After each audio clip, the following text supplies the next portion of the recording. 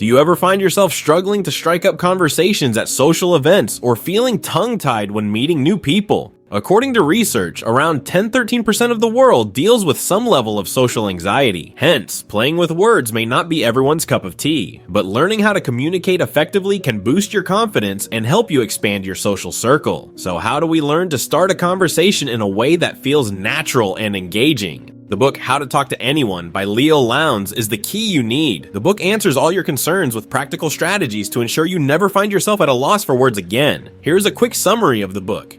Let's start. 1. First impressions are the key. Imagine you're a book, and every new interaction is someone's chance to read your cover. The significance of first impressions cannot be overstated. Imagine you're meeting someone for the first time. Your brain quickly sizes them up, forming an initial impression based on various factors like appearance, demeanor, and body language. That's the beauty of first imprints. In one fascinating experiment conducted to show the significance of impression, participants were shown a series of images, including familiar faces and unfamiliar ones. One of the images featured a person holding a hammer. Later, when shown the same faces again, participants failed to recognize the faces they had previously seen, but they did remember the person holding the hammer. This suggests that our brains prioritize salient or attention-grabbing details over other aspects when forming first impressions. Similarly, in real life, our brains tend to focus on certain standout characteristics during initial encounters. These might include someone's confidence, unique hairstyle, a distinctive accessory they're wearing, or even their body language. So for starters, it's crucial to focus on how you interact with someone for the first time. 2. The flooding smile. In the land of human interaction, only few gestures are as universally understood and appreciated as the smile. The concept of the flooding smile suggests a subtle but impactful adjustment to the way we smile when meeting someone. Instead of offering an immediate smile, the idea is to pause momentarily and then let a warm and sincere smile gradually spread across your face. This deliberate approach makes your smile appear more genuine and personal, creating a special moment for the recipient. You can apply the flooding smile technique during introductions or greetings. Rather than automatically smiling as soon as you see someone, take a brief moment to make eye contact and then let your smile slowly emerge. This delayed smile is perceived as a genuine reaction specifically to the person you're greeting rather than a habitual gesture. It makes them feel uniquely acknowledged and valued, enhancing the quality of your interaction. It's similar to an unspoken invitation to engage in dialogue, a subtle nod that says, "I am friendly and open to connecting." 3. Sticky and epoxy eyes. Eye contact is like the magic in a conversation that says, "I'm really listening to you." It's a simple thing, but it has the power to turn an ordinary chat into something special. When you look someone in the eyes, it shows you're focused on them and that what they're saying matters to you. Sticky eyes refers to sustaining eye contact for an extended period without appearing overly intense or uncomfortable. It's about conveying attentiveness, respect, and genuine interest in the other person's words and presence. But like any magic, it's all about finding the right balance. Too little eye contact might make it seem like you're not really interested or that your thoughts are somewhere else. On the other hand, staring too intensely could make someone feel uncomfortable, like there's no room to breathe in the conversation. Now, the epoxy eyes refer to the eye contact you make during public speaking. The concept of epoxy eyes involves using your gaze strategically to create a sense of inclusion and attentiveness in group settings. When you're the speaker, make an effort to include everyone in the group with your gaze, ensuring that each person feels seen and engaged. This inclusive approach helps to glue your listeners to you, making them feel connected and valued. 4. Hanging by a thread.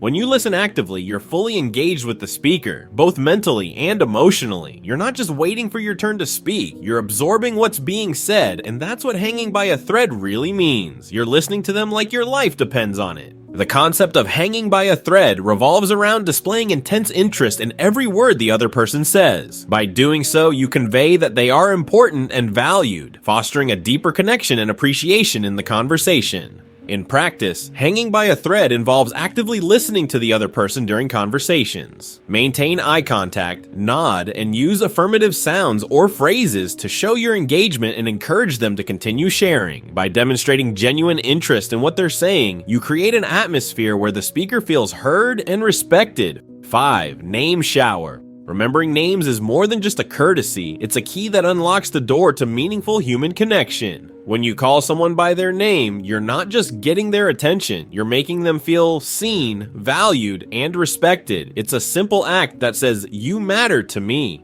This personal touch can turn a basic interaction into a memorable one, laying the foundation for trust and rapport.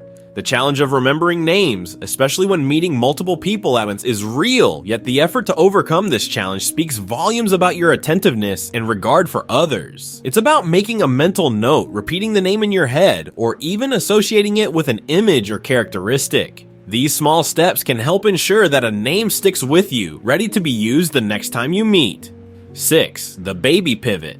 The baby pivot is a simple but powerful concept in communication. Just like how caregivers give their full attention to babies, the baby pivot suggests turning your body completely toward the person you're interacting with to show that you're fully engaged and attentive. For instance, during a job interview with multiple interviewers, you might pivot your body toward each interviewer as they ask questions, signaling your genuine interest and engagement in the conversation. This simple yet powerful gesture can make the other person feel valued and respected, fostering a stronger connection and deeper level of communication. It's like saying, "You're important and I'm listening to what you have to say." 7. The invisible gorilla. The invisible gorilla emphasizes the significance of being mindful of various subtle influences that can affect interactions, such as social norms, nonverbal cues, and environmental factors. It's about how we often miss important details in our surroundings because we're focused on something specific. It's based on a famous psychology experiment where participants were asked to watch a video of people passing a basketball and count how many times the ball was passed. Surprisingly, many participants completely missed seeing a person dressed in a gorilla suit walking through the scene because they were so focused on counting the passes. In everyday life, the invisible gorilla represents the idea that we can overlook significant things happening around us when our attention is narrowly focused on something else. For example, you might be so focused on texting while walking that you don't notice a friend waving at you from across the street. Or in a conversation, you might miss important nonverbal cues from the other person because you're too preoccupied with what you're going to say next. Being aware of the invisible gorilla reminds us to broaden our focus and pay attention to the bigger picture. It's about staying mindful of our surroundings and being open to unexpected or overlooked details. By doing so, we can avoid missing out on important information or opportunities and become more attentive and present in our interactions and experiences. 8. The Swiveling Spotlight.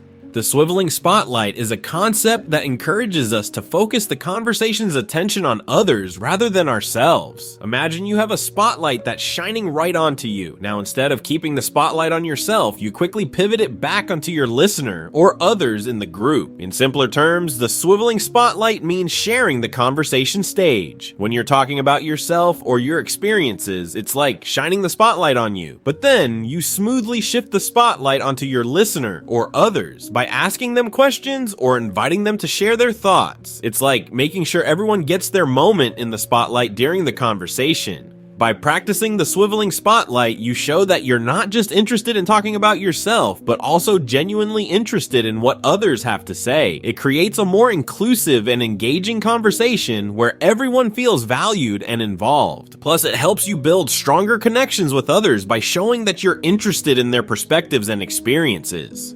9. Encore. Compliments and flattery might be effective, but what works like magic in social interaction is true and genuine curiosity. The concept of encore centers around demonstrating genuine interest and encouraging others to share more by asking for additional details when they share a story or experience. This technique aims to foster deeper engagement and connection in conversations by showing enthusiasm and curiosity about the other person's experiences. When someone shares something about themselves, respond with genuine enthusiasm and interest. Acknowledge their story or experience and then prompt them to share more by asking follow-up questions or expressing curiosity about specific details. For example, if a friend mentions a recent trip they took, you could respond with excitement and ask them to elaborate on their favorite part of the journey or share any memorable experiences they had along the way. By applying this technique, you create an inviting and encouraging atmosphere that motivates others to share more about themselves. 10. Exiting conversations gracefully. Knowing how to exit a conversation gracefully is as important as knowing how to start one. It's the art of bringing a dialogue to a close without awkwardness or discomfort, leaving both parties feeling good about the interaction. This skill ensures that conversations end on a high note, preserving the rapport and goodwill that has been built. Exiting gracefully involves recognizing the natural lulls in a conversation as opportunities to wrap up the dialogue. It's about timing, finding that moment when the exchange of ideas feels complete but before the conversation starts to wane. You can signal your intent to leave by summarizing the chat, expressing appreciation for the conversation, or mentioning the need to attend to another commitment. If you have made it this far, comment down below with the word 100% to confirm that you have received the knowledge from this video. For more interesting topics, make sure you watch the recommended video that you see on the screen right now. Thanks for watching.